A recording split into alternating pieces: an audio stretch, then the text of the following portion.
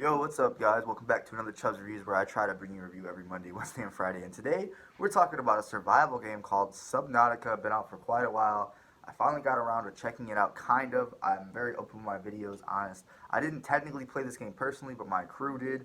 Parker and Cameron, I promise you, they do exist. I'll probably never see them on the channel, but they helped me out. I basically got to fucking watch this game thoroughly, play through from start to finish multiple times, including a little bit of my own playtime. And just like, even though I didn't start to finish beat it, this is probably one of my more thorough, like memorable games I've played compared to some of my other reviews that I have personally played through. So it just is what it is. It's like if I had my own little team. I've done this before, so shout out to them, Parker and Cameron. Anyway, Subnautica, a survival game that is probably unlike any other survival game, and I really don't like survival games that much and want to play them like strictly survival. I mean, Minecraft was probably cool back in the day, and it is like the top tier survival game.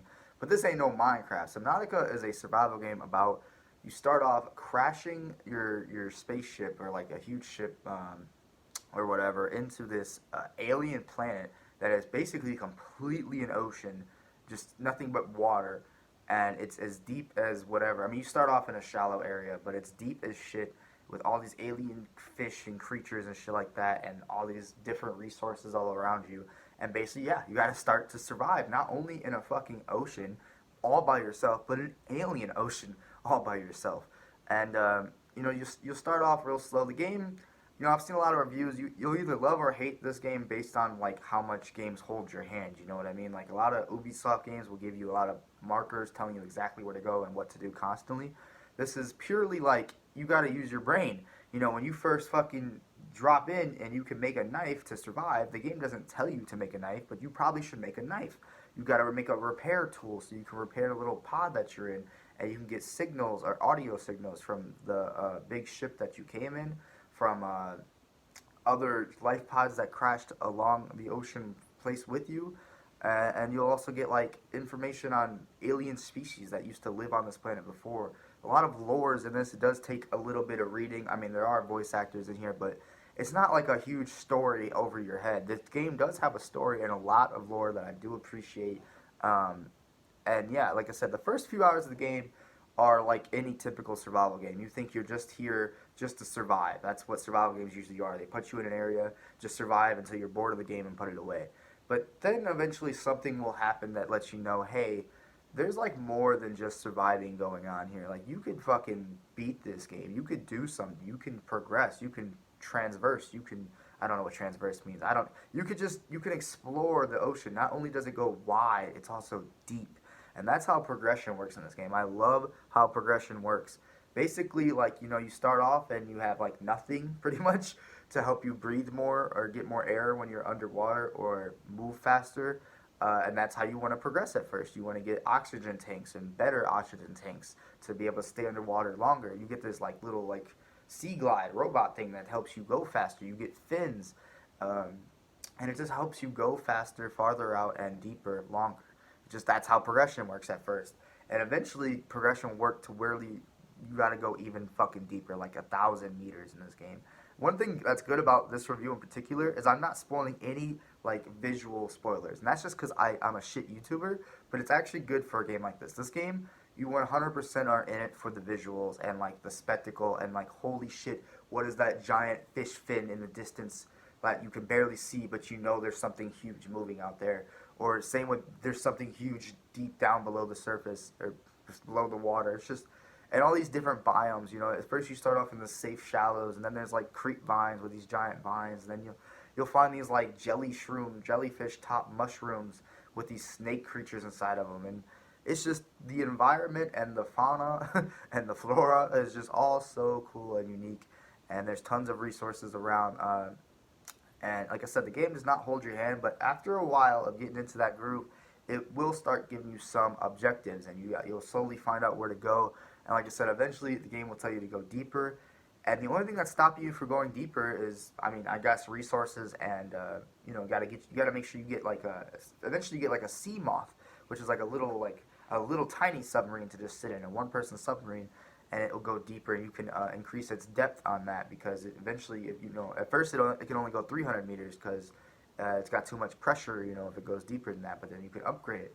and eventually you get a fucking Cyclops, which is a full-fledged submarine that actually handles pretty terribly, and that's one of my few big complaints about the game, is that when you're in the Cyclops, it just goes slow, it slows down exploration, and it also, you can barely fucking see anything, like especially being deep down, and even with when you turn on the lights on it, it's just poorly optimized Cyclops, but it gets the job done. It takes you really deep. You can basically build a fucking base in there. On top of also just being able to base build in general.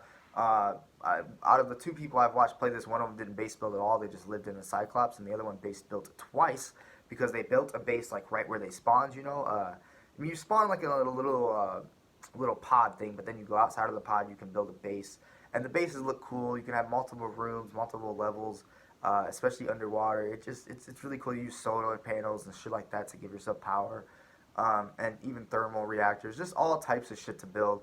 And then like when you get deeper later on and you don't want to keep returning to the surface, maybe you'll build a base 900 meters underwater just to fucking not have to return all the time. So it's just really creative shit there. At least it's there. It's not necessary. Like I said, it's one of those things that it could be a flaw or a miss that a base isn't necessary. Maybe like a small base is necessary, but after a while you could just live in the Cyclops. And like I was saying, the means of progression is upgrading your shit to go deeper, and then after that, it's just about the confidence. I think Skillup said that. Go watch Skillup's Subnautica review. He has like 1 million followers. I don't really need to shout him out, but I remember watching his review when it came out, and I was already into Subnautica before that. I've been into Subnautica since even when it was an early release, and they didn't even have an ending to this game. Because now, there's an ending. I mean, you can kind of get the ending, like you understand it very early. It's kind of simple, but the journey to get to the ending is what's memorable, obviously, because it's a little bit different, unique. But like if I just laid out the story in front of you and told you beginning, middle, and end, it's gonna sound kind of boring and just simple, and or just at least like good. It's not great, but it's just the way the story is presented, the way you are there's like a mystery in the beginning, like what the hell happened on this planet, just all these, like, I don't know, where are the alien life forms that used to be here, and you learn all that shit. You might have to read and pick up a lot of, like, explore a lot. The game's about exploration, but yeah, you have the means. You just have to have the confidence to go deeper in this game, or farther out to explore. I mean, that's one thing that's good about this game. It's very, I think, accessible, even though it doesn't give you fucking waypoints everywhere. All the hostile, like, fish in the game, especially even the big ones, are pretty easily able to be either get away from, or they don't really do much damage to you. They might do a lot of damage to your equipment, which is fucking annoying. But doing damage to you, it's not that big of a deal. The main thing that will kill you in this game is your own, like, mistakes of drowning and shit like that. And when you die, you just drop some resources right where you died, and you can go back and get it. It's not a huge deal. You also get a thing called a prawn suit later on, which is like a fucking mech suit, and you get like a grappling hook with it, and that's really cool. And just resource farming isn't like the most hard thing in the game. It's not as tedious as most survival games. Though towards the end, the later portion, they kind of make you revisit all the areas and make you grind for resources. So the ending can get a little tedious. The story itself is, when you lay it out in front of you, is kind of meh, but it's all about the journey. And then also, my final big complaint that really drops this game's score is its performance on PlayStation, and I'm pretty sure still on PC to this day. Subnautica, there's two Subnautica games out there. There's Subnautica, which is the original, and there's Subnautica Below Zero. I don't know really shit about Below Zero besides that it's like based on a cold version. But we're talking about the base Subnautica that's been out on full release for a couple of years now. It was in early access for a long time. I'm pretty sure it's made by a really small indie studio. They might not be as small now, but they were when they made this game. Hence, there's a lot of shout-outs to like YouTubers and Twitch streamers that used to play this game in early access, like Jacksepticeye and Markiplier. But my point is, this game performs terribly to this day. It crashes on you all the time. Not all the time, but often. And it's enough to make you want to save the game all the time. And when you go to save this game, the farther you progress in the game, it will have saving game like up in the corner when you press save. And it will just fucking take like 15 minutes to save the game. Not 15.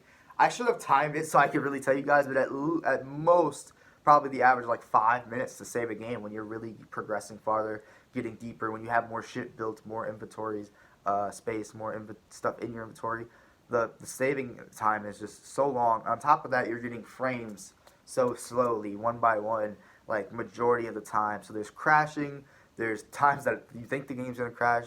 There's times that it freezes. There's a lot of popping. One time Cameron was going into, he was trying to find this like base, an area, like basically a base, right? and he was trying to find it. He'd been there before, and when he was looking around, he realized that he was inside of the base because the shit just spawned, and he was stuck inside of it, and it spawned inside of him. It pops in. A lot of times, you start to get used to having to like find a base and then wait a little bit for shit to load in. You do get used to it, and it's just that's the worst thing about the game by far is all these performance issues. But you can say my brother too. Quite a few months ago, when he played the game, he had an issue where the game wouldn't save for him at all at a certain point. He restarted his game twice, completely restarted, and after he got to a certain point, the game would not save for him. Thankfully, that did not happen to either Parker or Cameron, and they have updated the game since my brother played it. So I think that issue's fixed, but there's still, like I said, tons of popping. You get maybe 10 to 20 frames all the time. And yeah, some janky movement in some of the houses and like not houses, but bases and stuff like that. It's just yeah, every optimization thing that could go wrong is pretty much terrible in this game. It's basically like you're playing Cyberpunk. It almost ran a little bit worse than like Cyberpunk on release. That's why games like Cyberpunk and this, like I'm used to bugginess. It's just a thing that happens. It shouldn't be acceptable, and I am warning you of it. And that's why this game's final verdict is an 8 out of 10. Just for the gameplay itself, you kind of lose a point because it's not perfection, especially not the story. You could just do a few things better, but it's still a great game. I do recommend it if any of this shit sounded a little bit interesting to you. If you like horror survival games, this is basically fucking scary at a lot of times, even though you're not in any real danger. but I mean, sometimes you are. The shit will destroy your shit, and it's just, I don't know. My final verdict is an 8 out of 10, like I said. For the lack of performance, is just, it almost drops at 2 points entirely. But then a little bit of like a disappointing, it's not really a disappointing ending, it's just basic. But there is a really good, I would say it's actually a good ending, I guess. But it's hit or miss. It's just, you've seen it coming, it is what it is. But the journey there you don't see coming, and it's very special to each the individual player, how you handle your fucking experience in an alien ocean planet. It's very cool. Let me know if you guys ever heard of this game and wanted to check it out or whatever. Like, comment, subscribe down below, and I'll see you in the next video. Peace out.